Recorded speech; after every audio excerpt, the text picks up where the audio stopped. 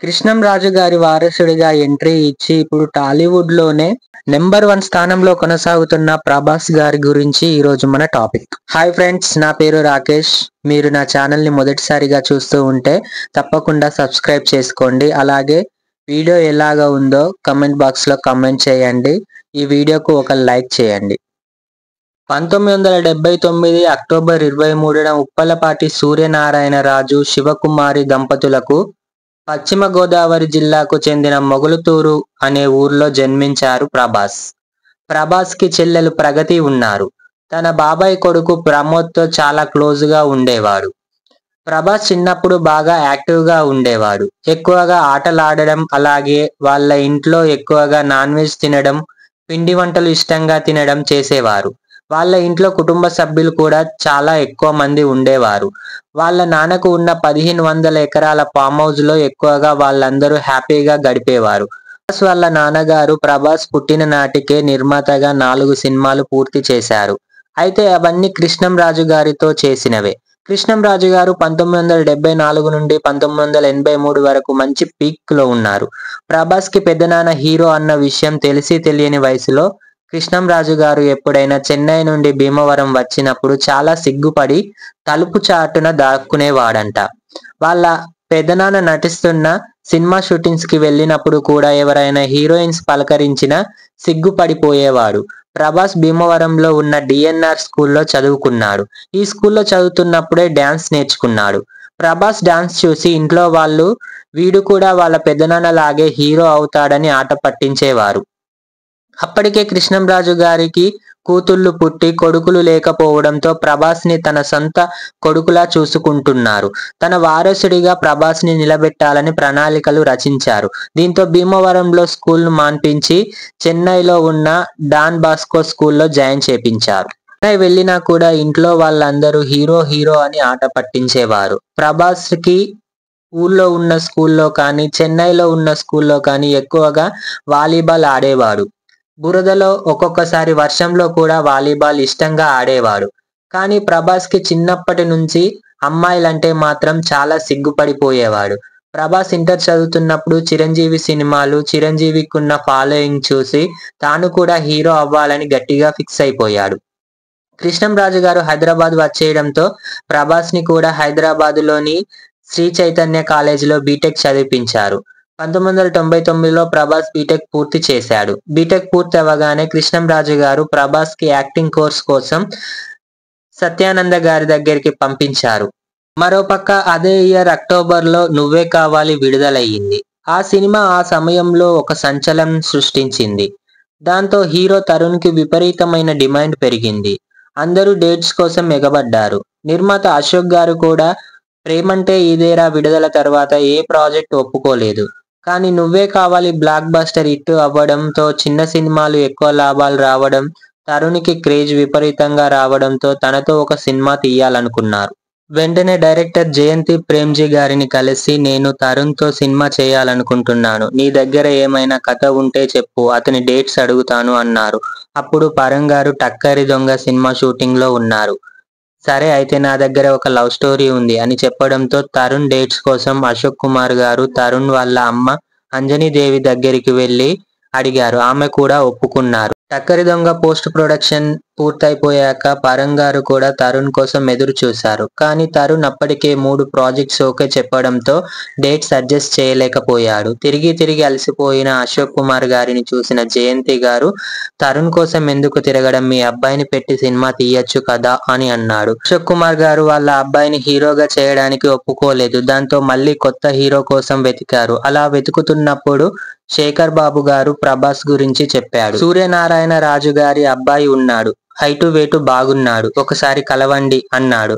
వెంటనే సూర్యనారాయణ రాజు గారికి ఫోన్ చేసి ప్రభాస్ గురించి అడిగారు. ఆయన కూడా చాలా బాగా స్పందించారు. ప్రస్తుతం వైజాగ్‌లో ట్రైనింగ్ అవుతున్నాడు అని చెప్పాడు. సరే ఒకసారి ఫోటోస్ ఉంటే పంపించండి అని అన్నాడు. ఫోటోస్ ఎందుకు, వాణ్ణి పిలిపిస్తాను, లైవ్‌లోనే చూడండి. ప్రభాస్‌ని పిలిపించి అశోక్ కుమార్ గారికి పరిచయం చేశాడు. పరిచయం అయ్యాక ప్రభాస్‌కి ఫోటో షూట్ చేశారు. జయంతి గారికి కూడా ప్రభాస్ చాలా నచ్చాడు. వెంటనే ఆడిషన్ చేశారు. ఆడిషన్‌లో కూడా ప్రభాస్ బాగా చేశాడు.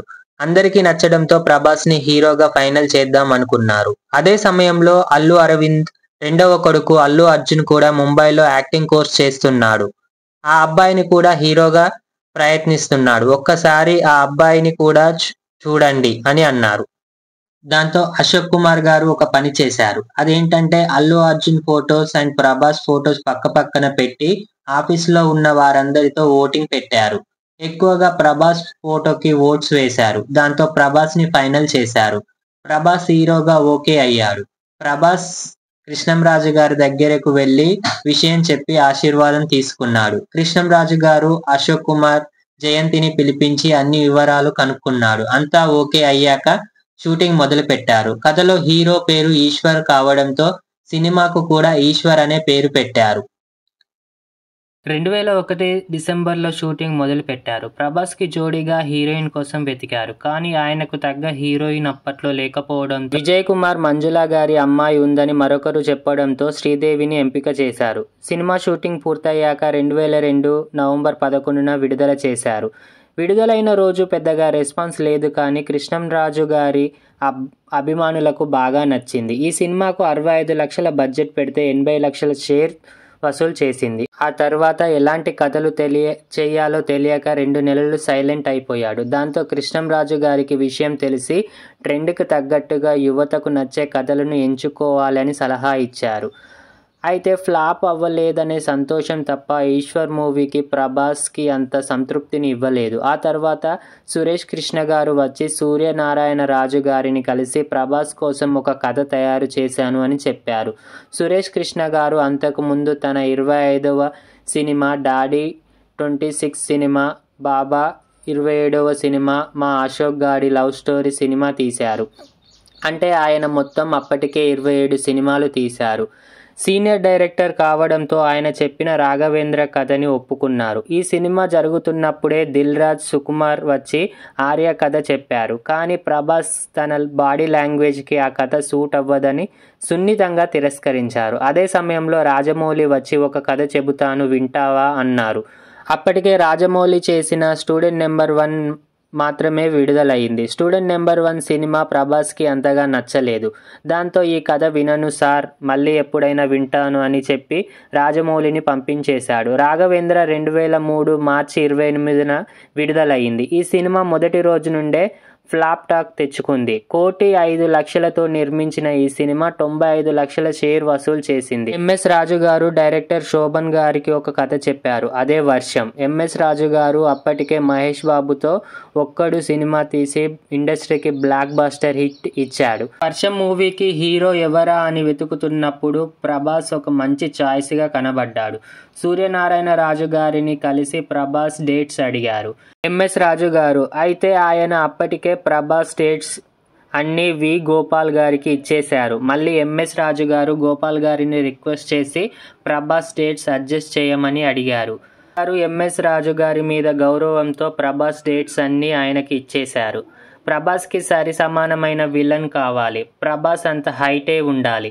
ఎవరిని పెడదామా అనుకుంటున్న సమయంలో విలన్గా అంతకుముందు ఒక్కడు సినిమాలో ప్రకాష్ రాజ్ పోషించిన ఓబుల్ రెడ్డి పాత్ర ముందు గోపీచంద్కి ఇవ్వాలని అనుకుంటారు. ఆ తర్వాత ప్రకాష్ రాజ్ గారికి డేట్స్ అడ్జస్ట్ కావడంతో మళ్ళీ ప్రకాష్ రాజ్ గారినే ఎంపిక చేస్తారు. గోపీచంద్కి ఎంఎస్ రాజు గారు సారీ చెప్పి తర్వాత సినిమా ఎప్పుడైనా ఉంటే ఖచ్చితంగా చెబుతానని పంపించేశారు. అందువలన వర్షం సినిమాలో గోపీచంద్ని విలన్గా పెట్టారు. అంతేకాదు ఈ సినిమాకు సరైన విలన్గా సెట్ అయ్యాడు. అలానే హీరోయిన్గా ఆర్తి అగర్వాల్ని ఎంపిక చేశారు. కానీ ఆర్తి అగర్వాల్ని గోపాల్ గారు కూడా ప్రభాస్కి జోడీగా ఎంపిక చేయడంతో వేరే హీరోయిన్ కోసం వెతకడం ప్రారంభించారు. హీరోయిన్ కొత్తగా తెలుగు ప్రేక్షకులకు పరిచయం లేని ఫేస్ అయితే బాగుంటుంది కదా అని ఎంఎస్ రాజు గారి అభిప్రాయం పడడంతో త్రిషను ఎంపిక చేశారు. త్రిష అప్పటికే తెలుగులో నాకు తెలుసు అనే సినిమా చేసింది. కానీ ఆ సినిమా ఫ్లాప్ అవ్వడంతో ఆమె ఎవరికీ తెలియలేదు. అంతా సిద్ధమయ్యాక 2003 ఏప్రిల్లో షూటింగ్ మొదలుపెట్టారు. వర్షం సినిమా జరుగుతున్నప్పుడే సింహాద్రి సినిమా పూర్తి అయ్యింది. ఆ సినిమా రివ్యూ జూనియర్ ఎన్టీఆర్ ప్రభాస్కి చూపించాడు. ఆ సినిమా చూసి ప్రభాస్కి కళ్ళు బైర్లు కమ్మేశాయి. ఇలాంటి దర్శకుడిన్నా నేను వద్దనుకున్నాను, ఇక నాతో రాజమౌళి సినిమా చెయ్యడు అని తన మనసులో బాధపడ్డాడు. ప్రభాస్ తర్వాత దిల్ ఆడియో ఫంక్షన్ హాల్లో రాజమౌళి కనబడ్డాడు. ప్రభాస్ రాజమౌళితో మాట్లాడాలి అనుకున్నాడు, కానీ అతను నాతో మాట్లాడతాడో లేడో అని ఆలోచించాడు. చివరికి ధైర్యం తెచ్చుకొని, సార్ మీ సింహాద్రి మూవీ చూశాను, ఎక్స్ట్రాడినరీగా ఉంది అని చెప్పాడు. రాజమౌళి ఆ మాట విని, థ్యాంక్స్ ప్రభాస్, నీతో మాట్లాడదామనుకుంటున్నాను, రేపు కాకతీయకి వస్తే అక్కడ మాట్లాడుకుందాం అన్నారు. అప్పుడు ప్రభాస్ ఆశ్చర్యపోయాడు. రిజెక్ట్ చేశాక, బ్లాక్ బాస్టర్ మూవీ తీశాక నాతో సినిమా తీయాలనుకుంటున్నారు అంటే ఇతను చాలా గ్రేట్ అని తన మనసులో తాను అనుకున్నాడు. అనుకున్నట్టుగానే మరుసటి రోజు కాకతీయ హోటల్లో కలిసి ఛత్రపతి కథ చెప్పాడు. ప్రభాస్కి నో అనడానికి ఆప్షన్ లేదు. నువ్వు ఎప్పుడంటే అప్పుడు డేట్స్ ఇచ్చేస్తాను అని మాట ఇచ్చేశాడు. రాజమౌళి అప్పుడు, వద్దు, నేను ప్రస్తుతం నితిన్తో ఒక సినిమా చేయబోతున్నాను, దాని తర్వాత మనం చేద్దాం, కాబట్టి నువ్వు కూడా ఎంఎస్ రాజు గారి మూవీ తర్వాత మరొక సినిమా ఒప్పుకో అని రాజమౌళి చెప్పారు. వర్షం మూవీ 2004 సంక్రాంతికి విడుదల చేశారు. మొదటి రోజు నుండే వర్షం సినిమా కాసుల వర్షం కురిపించింది. ఈ cinema super duper hit talk తెచ్చుకుంది. ప్రభాస్ కెరియర్ని మలుపు తిప్పింది. వర్షం సినిమా టాలీవుడ్కి మరో 6 అడుగుల అందగాడు దొరికాడు అని నిరూపించిన సినిమా ఇది. అంతకుముందు రాఘవేంద్ర, ఈశ్వర్ సినిమాలు వచ్చాయి, కానీ ఆ సినిమాలు అంతగా హిట్ కాకపోవడంతో ప్రభాస్ని పెద్దగా ఎవరు పట్టించుకోలేదు. వర్షం సినిమా తర్వాత ప్రభాస్ మరో ఎసెట్గా కనబడ్డారు.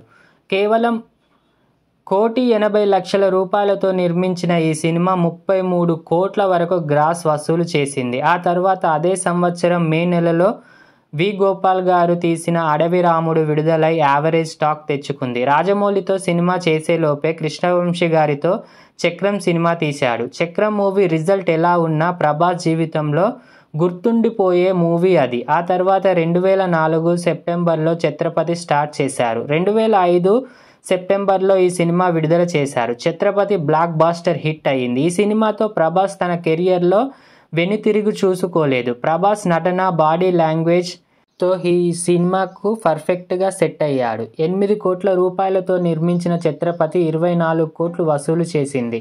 ఛత్రపతి జరుగుతుండగానే మళ్ళీ ఎంఎస్ రాజు గారు ప్రభుదేవ దర్శకత్వంలో ప్రభాస్ను పెట్టి ఒక సినిమా ప్లాన్ చేశారు. ఎంఎస్ రాజు గారు అడగగానే ప్రభాస్ తన డేట్స్ ఇచ్చేశాడు. షూటింగ్కి వెళ్లే ముందు మాత్రమే కథ విన్నాడు. అదే పౌర్ణమి. ఈ సినిమాకి హీరోయిన్ పేరు టైటిల్గా పెడతామని చెప్పాక ప్రభాస్ దానికి అభ్యంతరం చెప్పలేదు. పౌర్ణమి 2006 ఏప్రిల్లో విడుదలయ్యింది. ఈ సినిమా బాగుంటుంది, కానీ వర్షం, ఛత్రపతితో పోలిస్తే ప్రభాస్ని అభిమానులు అలా చూడలేకపోయారు. ఛత్రపతికి ముందు ఈ మూవీ చేసి ఉంటే మంచి హిట్ అయ్యేదని చాలామంది సినీ విశ్లేషకుల అభిప్రాయం.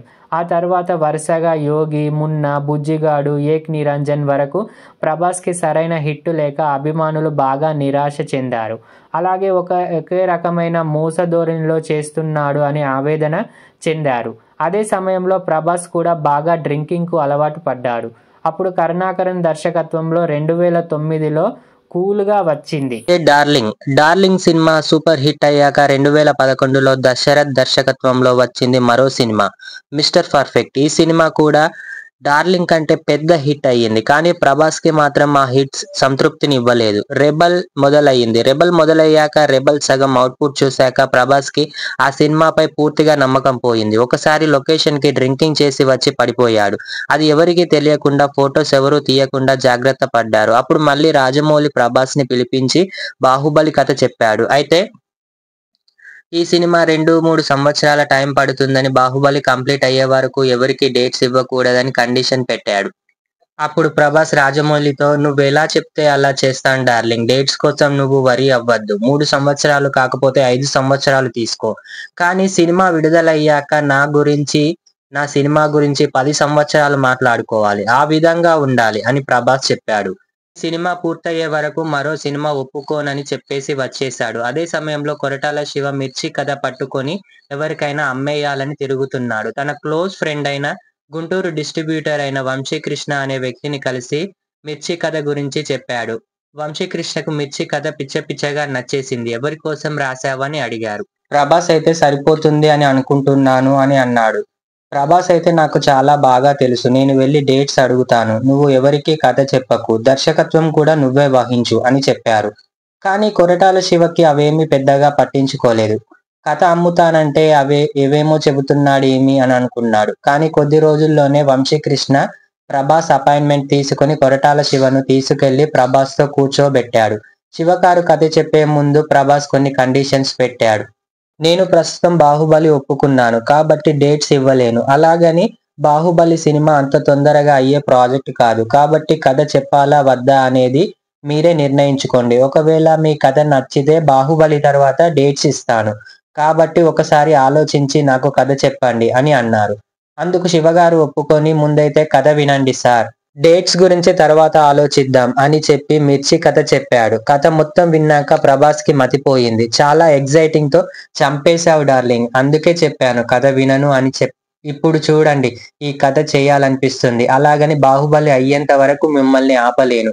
సరే 2 డేస్ తర్వాత రండి ఏ విషయం అన్నది చెబుతాను అని చెప్పి వాళ్ళని పంపించేసి వెంటనే రాజమౌళి దగ్గరికి వెళ్ళి మిర్చి కథ గురించి చెప్పి డార్లింగ్ చాలా మంచి కథ. అలాంటి కథ మళ్ళీ దొరుకుతుందో లేదో కానీ ఏం చేయాలో అర్థం కావడం లేదు అని తన బాధనంతా రాజమౌళి దగ్గర వెళ్ళగక్కుకున్నాడు. రాజమౌళి డార్లింగ్ నువ్వేం బాధపడకు. మంచి కథ దొరకడమే కష్టం. అలాంటిది దొరికిన కథను వదులుకోవడం ఎందుకు? బాహుబలి ఫుల్ ఫ్లెడ్జ్డ్ గా స్టార్ట్ అవ్వడానికి ఇంకా 6 నెలల సమయం ఉంది. ఆ 6 నెలలలోపు పూర్తి చేయగలను అంటే ఆ 6 నెలలు మీకు నేనిస్తాను అని చెప్పాడు. ఆ మాట వినగానే ప్రభాస్ చాలా సంతోషంగా ఫీల్ అయి వెంటనే తన ఫ్రెండ్ అయిన వంశీకృష్ణకు ఫోన్ చేసి కొరటాల శివను రమ్మని జరిగిన విషయం మొత్తం చెప్పాడు.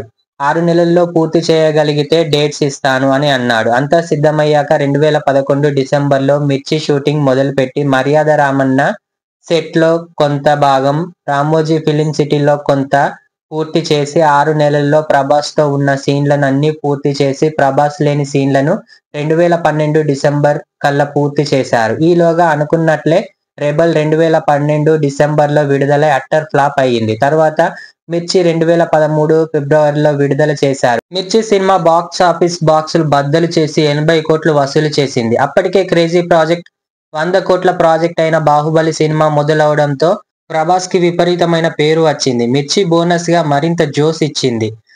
దాంతో ప్రభాస్ తృప్తిగా బాహుబలి షూటింగ్ లో పాల్గొన్నాడు. అయితే బాహుబలి సినిమా ఒక పార్ట్ గా తీస్తే చాలా సీన్స్ తీసేయాల్సి వస్తుంది. లేదంటే సినిమా 3.5 నుంచి 4 గంటలు పొడిగించాల్సి వస్తుంది. అందువల్ల 2 పార్టులుగా విడుదల చేయాలని అనుకున్నారు. కానీ ఈ 2 పార్ట్స్ కోసం ప్రభాస్ ఇంచుమించుగా 4 నుంచి 5 సంవత్సరాలు వేరే ప్రాజెక్ట్ లో చేయకూడదు. ఏం చేయాలో అర్థం కాగా రాజమౌళి ప్రభాస్ కి తన పరిస్థితిని చెప్పాడు. ప్రభాస్ అంతా విని 5 సంవత్సరాలు కాకపోతే 6 సంవత్సరాలు తీసుకో డార్లింగ్. నా గురించి వరీ కావద్దు అని చెప్పాడు. బడ్జెట్ 100 కోట్ల నుంచి 150కి, అక్కడి నుంచి 300కి, ఆ తర్వాత 400కి, లాస్ట్ కి 450 కోట్లతో ముగిసింది. బాహుబలి 1 పూర్తి చేసి 2017 జూలై 10న ప్రపంచ వ్యాప్తంగా 4000 స్క్రీన్లపై విడుదల చేశారు. 1600 స్క్రీన్లపై హిందీలో, 1500 స్క్రీన్లపై తమిళ్లో, మలయాళంలో 225 థియేటర్లో రిలీజ్ చేశారు. మొత్తం 650 కోట్ల గ్రాస్ వసూలు చేసి ప్రాంతీయ భాషా సినిమా పవర్ ని చూపించింది. బాహుబలి ది బిగినింగ్ పార్ట్ 1 విడుదలయ్యాక మన ప్రధాని మోదీజీ తన ఎన్నికల ప్రచారంలో కట్టప్ప పాత్రను వాడుకున్నాడు. దాంతో ఈ సినిమాకు విపరీతమైన పబ్లిసిటీ వచ్చింది. 2 సంవత్సరాల తర్వాత బాహుబలి ది కంక్లూజన్ 2017 ఏప్రిల్ 28న విడుదలయ్యింది. ఈ సినిమా వాడుకలో లేని థియేటర్లను కూడా ఓపెన్ చేయించింది. మొత్తం 9000 స్క్రీన్లపై విడుదలైన ఈ మూవీ ఇండియన్ సినిమా కెపాసిటీని ప్రపంచానికి తెలియజేసింది. భారతీయ సినీ చరిత్రలో 1000 కోట్లు సంపాదించిన సినిమాగా చరిత్ర పుటల్లో నిలిచిపోయింది. ప్రాంతీయ సినిమా ఈ రేంజ్ లో విడుదల అవ్వడం ఇదే మొదటిసారి. ఎప్పుడు సినిమాకు రాని వారు కూడా సినిమా చూడడానికి థియేటర్స్ కు వచ్చారు. మొత్తం 1950 కోట్ల గ్రాస్ వసూలు చేసి ప్రపంచ సినిమా వ్యాపారంలో మేమేమి తక్కువ కాదని తెలియజెప్పింది. వసూళ్లలో కూడా ప్రపంచ రికార్డు సృష్టించింది. ప్రభాస్ నేషనల్ స్టార్ గా ఎదిగాడు. ప్రభాస్ రాత్రికి రాత్రే స్టార్ అయిపోలేదు. 5 సంవత్సరాలు ఏ వ్యాపకం లేకుండా, వేరే ధ్యాసం లేకుండా అహర్నిశలు కష్టపడి ఎన్నో కష్టాలను ఓర్చుకొని ఇంతటి స్థాయికి చేరుకున్నాడు. ఆ 5 సంవత్సరాలు ఇండియన్ సినిమా అంటే ప్రభాస్, రాజమౌళి అన్నంతగా తయారయింది పరిస్థితి. బాహుబలి 2 రిలీజ్ అయ్యాక తన మిత్రుడికి ఇచ్చిన మాట ప్రకారం సాహు కథని తెరకెక్కించడంలో బిజీ అయిపోయాడు. ఎన్నో ఆశయాలతో 2 సంవత్సరాలు ఎదురు చూశాక 2019 ఆగస్టు 30న విడుదలైన సాహు తెలుగు ప్రేక్షకుల ఆశయాల్ని నిరాశపరిచింది. అయితే బాలీవుడ్లో ఈ సినిమా హిట్గా నిలిచింది. 350 కోట్లతో నిర్మించిన ఈ సినిమా 433 కోట్లు వసూలు చేసింది. బడ్జెట్ పరంగా చూస్తే ఈ వసూళ్లు లాస్నే మిగిల్చాయి. తర్వాత రాధాకృష్ణ కుమార్ దర్శకత్వం వహించిన రాధేశ్యామ్లో ప్రభాస్ నటించాడు. ఈ సినిమా 2022 మార్చి 11న విడుదలయ్యింది. కానీ ఈ సినిమా కూడా అనుకున్నంత స్థాయిలో విజయం సాధించలేదు. ఆ తర్వాత ఓం రౌత్ దర్శకత్వంలో ఆదిపురుష్ సినిమాలో నటించాడు. ఈ సినిమాలో ప్రభాస్ రాముడిగా కనిపించాడు. 500 కోట్లతో నిర్మించిన ఈ సినిమా ప్రభాస్ అభిమానుల్ని మెప్పించలేకపోయింది. ఈ సినిమా ప్రభాస్ కి మరో ఫ్లాప్ ను మిగిల్చింది. ఆదిపురుష్ తర్వాత ప్రభాస్ ప్రశాంత్ నీల్ దర్శకత్వంలో సలార్లో నటించాడు. సలార్ 2023 డిసెంబర్ 22న ప్రపంచ వ్యాప్తంగా రిలీజ్ అయింది. సలార్ సినిమా బాక్సాఫీస్ ని షేక్ చేసింది. ప్రపంచ వ్యాప్తంగా మంచి వసూళ్లను రాబట్టింది. ప్రభాస్ కి మళ్ళీ ఒక మంచి హిట్ ని అందించింది. ఈ సినిమా తర్వాత నాగ్ అశ్విన్ తో కలిసి కల్కి సినిమాలో నటించాడు. కల్కి సైన్స్ ఫిక్షన్ థ్రిల్లర్ సినిమా. ఈ సినిమాలో అమితాబ్ బచ్చన్, కమల్ హాసన్, దీపికా పదుకొనే, దిశా పఠాన్ లాంటి భారీ తారాగణంతో నిర్మించిన సినిమా కల్కి. ఈ సినిమా 2024 జూన్ 27న ప్రపంచ వ్యాప్తంగా రిలీజ్ అయ్యింది. ఈ సినిమా సూపర్ డూపర్ హిట్ గా నిలిచింది. ప్రభాస్ తన కెరీర్ లో మరిన్ని భారీ చిత్రాలలో నటించి భారీ విజయాలను సొంతం చేసుకోవాలని నేను కోరుకుంటున్నాను. మీరు కూడా కోరుకుంటే కామెంట్ బాక్స్ లో కామెంట్ చేయండి. ఈ వీడియో మీకు నచ్చితే వీడియోకి లైక్ చేయండి మరియు వీడియోని మీ ఫ్రెండ్స్ కి షేర్ చేయండి. అలాగే ఈ వీడియో ఎలాగుందో కామెంట్ బాక్స్ లో కామెంట్ చేయండి. నా యూట్యూబ్ ఛానల్ ని సబ్స్క్రైబ్ చేసుకోండి. ఈ వీడియోని మీ ఫ్రెండ్స్ కి షేర్ చేయండి. ప్రభాస్ గురించి తెలియని వాళ్ళకు కూడా అన్ని విషయాలు తెలుస్తాయి. జై జవాన్, జై కిసాన్, జై భారత్.